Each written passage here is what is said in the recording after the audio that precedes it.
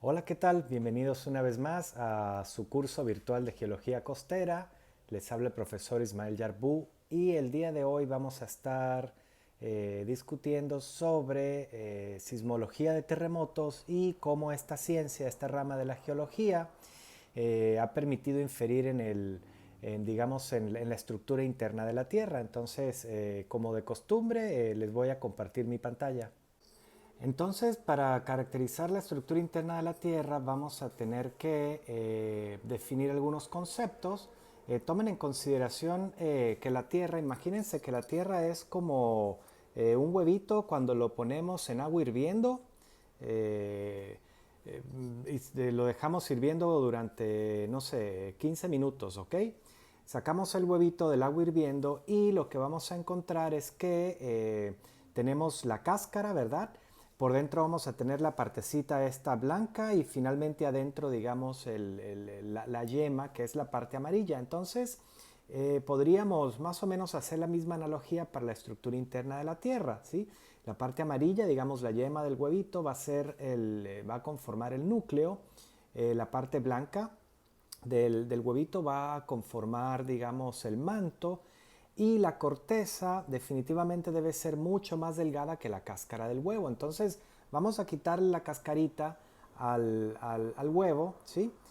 Y lo que nos va a quedar, muy probablemente ustedes lo han visto, es que cuando agarramos el huevito, básicamente es una capita delgadita que nosotros podemos quitarle, ¿verdad? A esta parte blanca. Esa pielecita bien delgada, lo vamos a hacer la analogía de que es la corteza, ¿ok? Entonces así de delgadita es la corteza de la Tierra, ¿ok? Entonces básicamente tenemos la estructura interna de la Tierra conformada por tres capas principales. La corteza, el manto y el núcleo, ¿ok? A su vez, el núcleo está dividido en núcleo interno, núcleo externo. A su vez, el manto está dividido en manto inferior y el manto superior que contiene la astenosfera y por último la corteza, ¿sí? Que está dividida también en dos partes, corteza oceánica y corteza continental. Entonces vamos a definir a la corteza como aquella capa externa comparativamente fina cuyo grosor oscila entre 3 a 70 kilómetros de espesor. Entonces digamos que en esta parte, vámonos a esta zona de la figura, la corteza oceánica, digamos el piso oceánico, podríamos decir como piso oceánico el fondo marino del Océano Atlántico o del Océano Pacífico. Acá la corteza debería tener unos 3, 5, 7 kilómetros a lo sumo de espesor cortical, mientras que en los continentes, ¿sí? Digamos en el corazón de Norteamérica, ¿sí? La corteza continental, y esto va a diferir en relación al tipo de material, ¿ok? Luego lo vemos en alguna otra clase. La corteza continental puede alcanzar hasta 70 kilómetros de espesor. Imagínense en el Himalayas, por ejemplo, ¿sí? Que tenemos altitudes de hasta 7.000 metros sobre el nivel del mar. Después de eso, ahí ya tenemos, digamos, unos 7 kilómetros y de ahí para abajo tenemos todo este montón de kilómetros adicionales, ¿ok? Entonces podríamos atribuir a estos 70 kilómetros cinturones montañosos como los Andes y los Himalayas, ¿ok? Y estos espesores delgaditos de 3-5 kilómetros los dejamos hacia la corteza oceánica en el fondo marino. Bien, eh, la segunda capa, que es el manto, y por supuesto, disculpen, esta zona de corteza, básicamente, digamos desde el punto de vista físico o mecánico, está compuesto por, digamos, rocas frágiles, ¿ok? Y su composición química generalmente está compuesta por minerales ricos en sílice, ¿ok? Mientras que hacia el manto, digamos que es una capa de roca sólida, también rica en sílice, pero un poquito más, digamos, enriquecida en elementos ferromagnesianos, ¿ok? Se extiende una profundidad de hasta unos 2.900 kilómetros, ¿ok?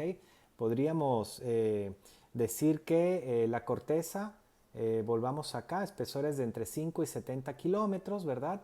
y luego el manto, digamos, de esos 70 kilómetros se extiende hasta una profundidad de 2.900 kilómetros, ¿ok? Recuerden ustedes que el radio de la Tierra es de 6.340 kilómetros aproximadamente, ¿sí? Por lo tanto, digamos que hacia el límite entre el manto y el núcleo estamos en, digamos, la mitad del recorrido hacia el centro de la Tierra, ¿ok? Aquí las rocas tienen digamos, un comportamiento mecánico, digamos, rocoso. No vayan a pensar ustedes que el manto de la Tierra es una masa semifundida de magma, ¿ok? Más bien es sólido, ¿ok? Y en algunas partes, digamos, en esta interacción entre el manto y el núcleo podría presentarse digamos, fusión parcial, y esa fusión parcial va a traer como consecuencia de que ese magma ascienda para formar, por ejemplo, nuevo piso oceánico, ¿ok? Eh, el manto lo podemos diferenciar, lo podemos dividir en manto inferior y manto superior. Parte de este manto superior es una capa relativamente dúctil, y cuando me refiero a dúctil, digamos que digamos que es una capa que se comporta como si fuese una plastilina, un material que tiende a fluir, y es precisamente por ese material que tiende a fluir por sobre la cual la litósfera o la corteza puede derivar, ¿sí? Se puede mover, ¿ok? Entonces, por eso de ahí vienen las teorías de deriva continental y tectónica de placas, ¿ok? Tenemos una litósfera frágil, una corteza frágil, que tiende a derivar o a moverse sobre una capa mecánicamente dúctil que tiende más bien a fluir, ¿ok? Entonces, por sobre ese material astenosférico, las placas tectónicas pueden derivar, y por debajo de esa capa astenosférica tenemos el manto inferior, que debe comportarse como un material sólido, ¿ok? Es importante. Eh, Desde la corteza hacia el núcleo, los materiales tienden a ser más densos, y los materiales tienden digamos, a enriquecerse en materiales ferromagnesianos. Por lo tanto, el núcleo de la Tierra, ¿sí? Debe ser una esfera rica en hierro y magnesio, ¿sí? Se conoce como el NiFe, Ni de níquel, perdón, hierro y níquel, Ni de níquel y Fe de hierro, de ahí viene el término NiFe. Su espesor es de aproximadamente 3.480 kilómetros, de los cuales podemos diferenciar el núcleo interno con un espesor de 1.216 kilómetros. Este núcleo interno se comporta como un material sólido. Ahorita les explico por qué hago mucho énfasis en el comportamiento, ¿ok? No les estoy diciendo al 100% es un sólido, sino que más bien se comporta como un sólido. Mientras que el núcleo externo, con un espesor de 2.270 kilómetros aproximadamente, se debe comportar como un líquido, ¿ok? ¿Por qué les digo que se comporta como un líquido o como un sólido? Es muy sencillo. Nosotros, los seres humanos, no hemos podido perforar, digamos, alcanzar el interior de la Tierra, el centro de la Tierra, para poder corroborar al 100% de que el núcleo interno es sólido y el núcleo externo es líquido, y luego la mesósfera o el manto inferior es rocoso y la astenosfera es más bien materiales dúctil, ¿ok? En la industria petrolera, las perforaciones a mayor profundidad han logrado alcanzar los 7-8 kilómetros a lo sumo, y de ahí para abajo nosotros nos basamos en la geofísica, aquella rama de la geología que a partir de mediciones indirectas permite inferir en el interior de la corteza. Entonces, y precisamente esta interacción entre el núcleo interno sólido y el núcleo externo líquido funciona, digamos, como un dinamo, ¿sí? Es un sistema desacoplado de la rotación de la Tierra, y esto trae como consecuencia más bien la formación de un campo magnético, en este caso el campo magnético de la Tierra, ¿ok? Nosotros, ¿por qué asumimos que este material es bastante denso y se comporta como un sólido? Y este material, a pesar de que la densidad, aquí la presión aumenta muchísimo, se comporta como un líquido. Aquí es donde entra la sismología de terremotos y cómo se comportan las ondas sísmicas en un evento sísmico al atravesar los diferentes materiales que conforma la estructura interna de la Tierra, y eso lo vamos a ver en un par de láminas más adelante. Entonces, bueno, lo podemos recapitular en la discusión que tengamos al final de la clase, ¿ok? Bien, vamos aquí a introducir a las ondas sísmicas, ¿ok? Como ya les dije anteriormente, mucho de lo que sabemos sobre la estructura interna de la Tierra procede del estudio de las ondas sísmicas, ¿sí? A partir de un terremoto, y para eso podríamos definir qué es un terremoto. Entonces, en un terremoto, digamos, es una liberación súbita de energía que ocurre cuando las rocas se rompen y se fallan, ¿ok? Las rocas se pueden romper, pero no pueden, quizás no tengan un movimiento, ¿sí? Ese es otro tipo de fracturas, pero cuando las rocas rompen y se fallan, ocurre una liberación súbita de energía, ¿ok? Hay un momento en el que se relajan las rocas en función de tener tanto tiempo, digamos, sometidas las rocas a esfuerzo, digamos, a esfuerzo compresivo.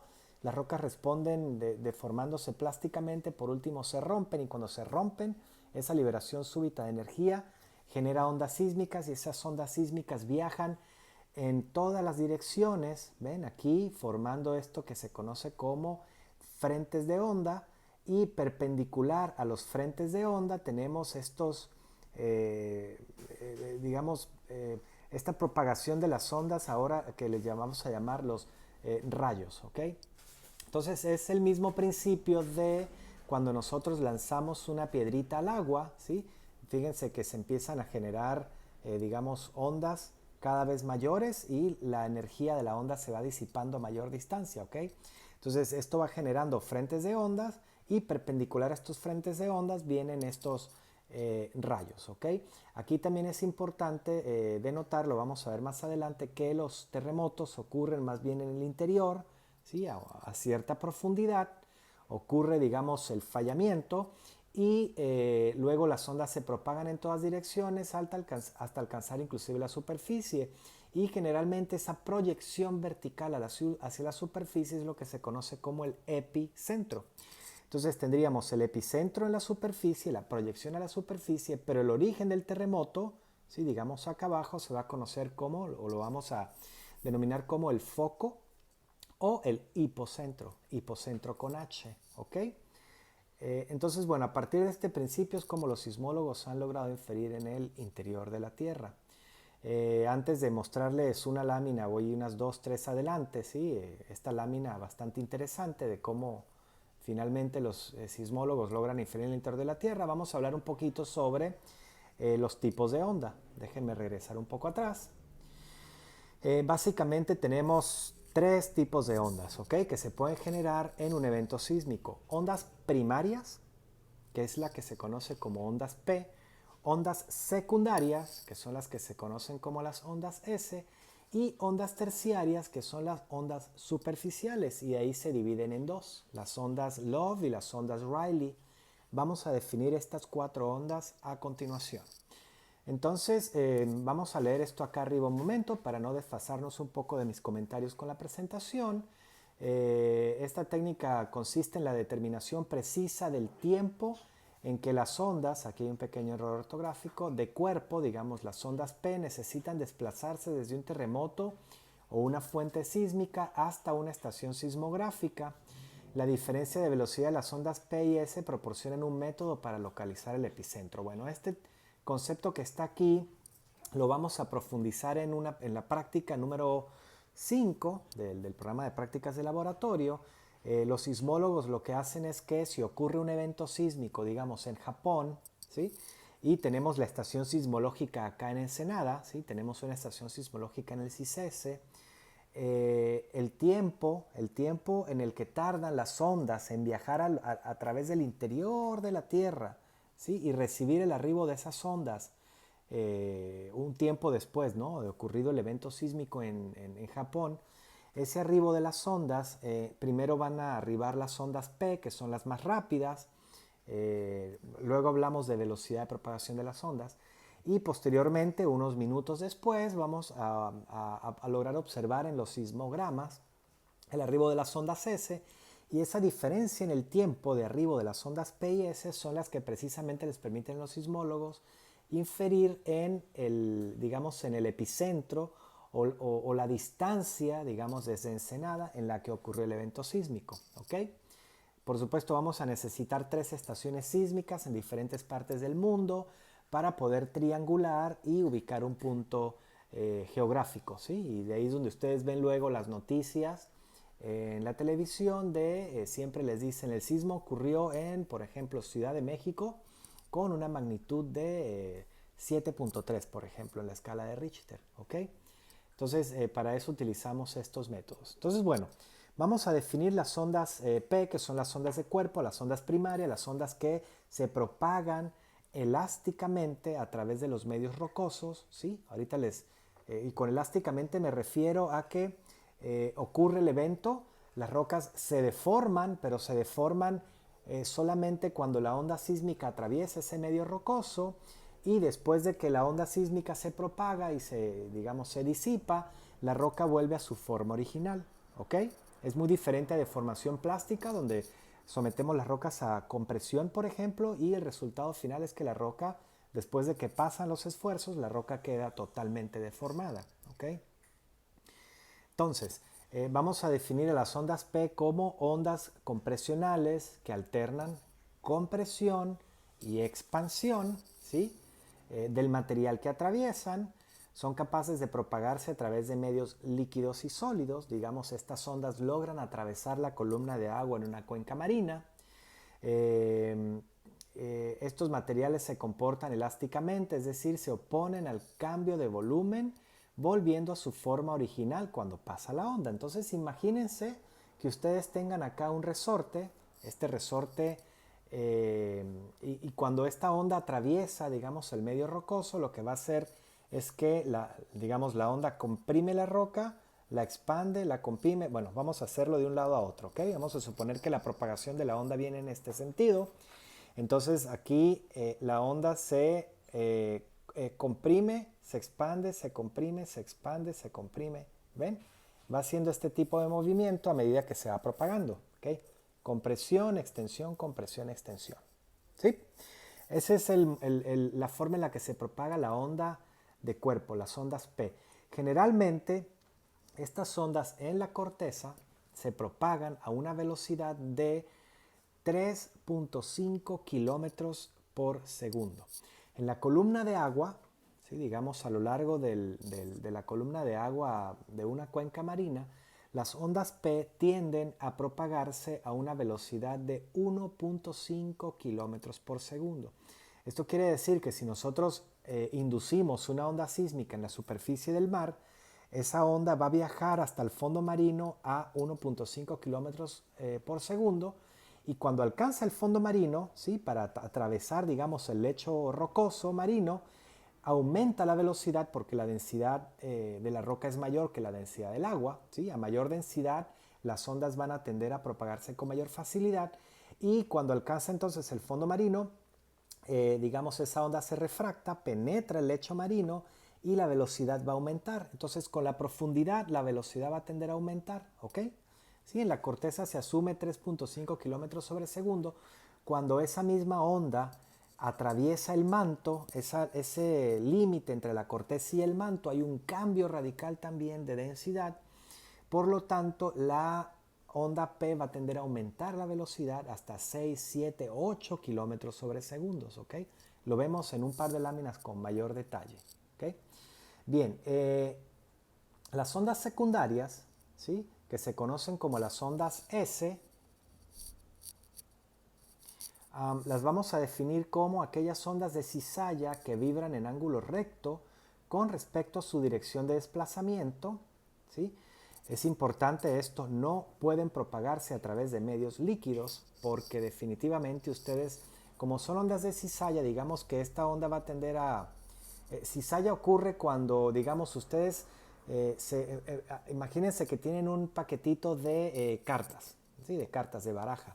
Y ustedes agarran estas cartas y las mueven así, ¿ok? Ese movimiento, digamos, esa manera de mover ¿sí? Una capa con respecto a otra, ¿ok? Es lo que se conoce como cizalla. Y definitivamente ustedes no pueden agarrar el agua y romperla así en dos, ¿sí? Entonces, se opone a ese tipo de movimiento, mientras que, por ejemplo, el agua en estado gaseoso, ¿sí? Sí lo podemos comprimir, ¿sí? De aquí viene lo de la definición de las ondas P. Eh, entonces, fíjense, no pueden propagarse a través de medios líquidos. Esto es algo bastante clave, ¿ok? Para lo que les voy a decir más adelante. Bueno, porque a diferencia de los sólidos, los líquidos no se oponen a la cizalla, ¿ok? Entonces, imagínense ustedes que a diferencia de este ejemplo arriba de ondas P, nosotros acá lo que tenemos es ahora más bien una cuerda, y esa cuerda la agarramos, la fijamos a una pared, disculpen, y ahora jalamos de la cuerda, y cuando jalamos de la cuerda va a tender a hacer, digamos, este tipo de movimiento, ¿ok? Y ese tipo de movimiento es lo que se conocen como las ondas S. Las ondas S tienden a viajar más lento que las ondas P. Digamos que si las ondas P, las ondas primarias, están viajando a una velocidad de 3.5 kilómetros sobre segundo, las ondas S van a estar viajando a unas velocidades de 1.5, 1.8 kilómetros sobre segundos, ¿ok? Bien, con respecto a las ondas superficiales, que son las terciarias, ¿ok? Se dividen en dos, las ondas Love y las ondas Rayleigh. Las ondas Love son muy similares a las ondas S, solamente que el movimiento ahora, en vez de ser de esta manera, sí, la propagación de la onda va a ser, digamos, ahora como si fuese una culebrilla, ¿ok? Sí, como lo ven en esta imagen de acá. Mientras que las ondas Rayleigh tienden a comportarse más bien de manera elipsoidal, ¿sí? Pero más bien retrógrado. Imagínense cómo rompen las olas en la costa, ¿ok? Las ondas en la costa rompen de esta manera. Las ondas Rayleigh lo hacen, pero a la inversa, ¿ok? Estas, precisamente, las ondas superficiales, son las que tienden a derrumbar las estructuras, ¿sí? Son las que tienden a derrumbar las estructuras, y en un evento sísmico los podemos sentir. Quizás si a ustedes han sentido un evento sísmico, a veces la estructura hace esto, ¿ok?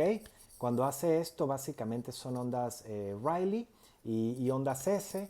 Y cuando ahora tenemos más bien este movimiento que va y viene, ¿no? ¿Sí? En un evento sísmico tienden a ser más bien las ondas Love. Con respecto a las velocidades, imagínense que ustedes tienen aquí un evento sísmico, un foco, ¿ok? Ocurre un evento sísmico por rotura de la roca, ¿sí? Y vienen entonces digamos que salen, hay una competencia entre las ondas P, las ondas S y luego las ondas superficiales. Fíjense que hacia 100 kilómetros las ondas superficiales van a llegar primero a una estación sismológica. Las ondas P y S, que son las ondas profundas, aunque van más rápido, primero alcanzan mayor profundidad, pero fíjense en este escenario número 3, cómo finalmente, como la velocidad de las ondas primarias tienden a ser mucho más rápidas, a mayor, digamos, distancia, van a tender a llegar primero, ¿ok? Entonces, fíjense algo aquí muy particular: si nosotros tuviésemos un evento sísmico en un planeta totalmente sólido, homogéneo, sin cambios de densidades, ¿ok? Una vez que ocurra este evento sísmico, la velocidad de propagación de las ondas va a tender a ser constante, ¿sí? Si no hay un medio estratificado en el interior de la corteza, la velocidad no va a tender a aumentar o a disminuir. Entonces los rayos van a tender a ser lineales y la velocidad de propagación de las ondas van a tender a ser, digamos, constantes. Mientras que en un medio estratificado, ¿sí? En un medio, digamos, heterogéneo, con cambios de densidad hacia el interior de la Tierra, la velocidad de las ondas va a tender a aumentar con la profundidad, y es precisamente este escenario el que está ocurriendo en nuestro planeta Tierra, ¿ok? Que es esta imagen que está acá. Observen, imagínense que ustedes tengan aquí vamos a ver estas trayectorias de las ondas, ¿ok? Imagínense que ustedes tienen acá un evento sísmico, estos rayos, ¿sí? Digamos de ondas P y S, ¿sí? Las ondas P son las negras, las ondas S son las rojas. las ondas P y S van a viajar en todas las direcciones, ¿verdad? A través del interior de la Tierra. Y fíjense que cuando estas ondas alcanzan un medio diferente, en este caso, pues ya lo sabemos, el núcleo externo, cuando alcanza un medio diferente, ocurre un cambio en la velocidad. Fíjense en esta línea negra, ¿sí? Aquí hay un cambio de densidad entre el manto y el núcleo, cambia la velocidad de propagación de la onda, ¿sí? La onda P, y nuevamente entre el núcleo y el manto vuelve a cambiar la propagación de la onda, digamos la velocidad de propagación de la onda para finalmente ser captada en una estación sismológica, digamos en la otra parte del mundo. Ahora, algo muy particular, bastante peculiar, ¿qué pasa con la onda S? Cuando la onda S alcanza el núcleo externo, se disipa y solamente es la onda P la que viaja a través de los diferentes medios. Fíjense, aquí hay un nuevo cambio en la velocidad, lo que nos indica ahora el núcleo interno, ¿sí? Y la onda S ahora no la observamos. ¿Por qué no la observamos? Porque sencillamente las ondas S no pueden viajar a través de medios líquidos y por lo tanto nosotros asumimos que el núcleo externo debe comportarse como un material líquido, ¿sí? Como les decía hace unas láminas atrás. Ahora imagínense que estas tres estaciones sismológicas, ¿ok?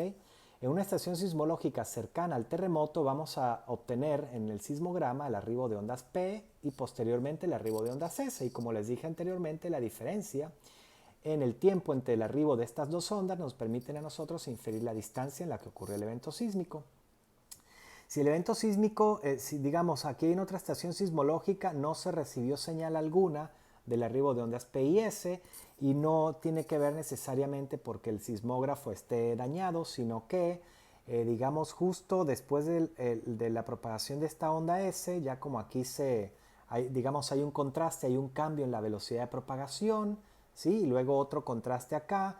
Aquí se genera lo que se conoce como una zona de sombra. Entonces, en esta región en particular no ocurre el arribo de ondas P y S, ¿ok? Y a partir de esta zona de sombra, digamos que básicamente generalmente es como a 105 grados, creo que un grado se corresponde con 100 kilómetros, ¿sí?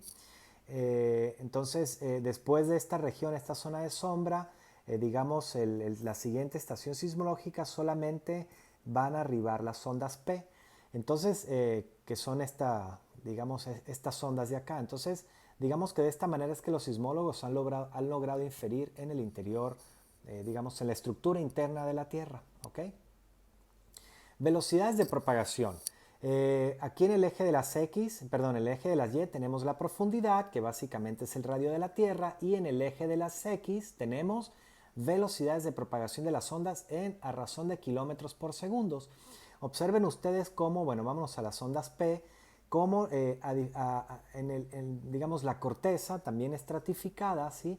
Aquí tenemos unos cambios en las velocidades de propagación, pero en general la velocidad de las ondas tiende a aumentar, ¿ok? Ese aumento en la velocidad de propagación de las ondas P, básicamente en la corteza, ¿sí? Digamos que puede alcanzar hasta los 6 kilómetros sobre segundos. Y luego, si estamos aquí en esta delgadita capa, ¿ok?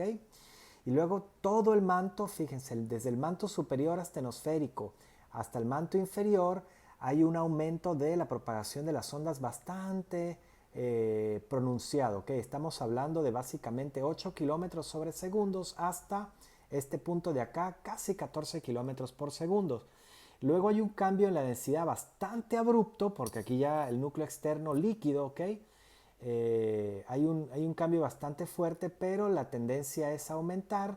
Y luego, cuando alcanza el núcleo interno sólido, ¿sí? Hay un cambio nuevamente abrupto en la propagación, la velocidad de propagación de las ondas, y luego básicamente se mantiene más o menos homogéneo. Fíjense que a lo largo de todo el núcleo interno, ¿sí?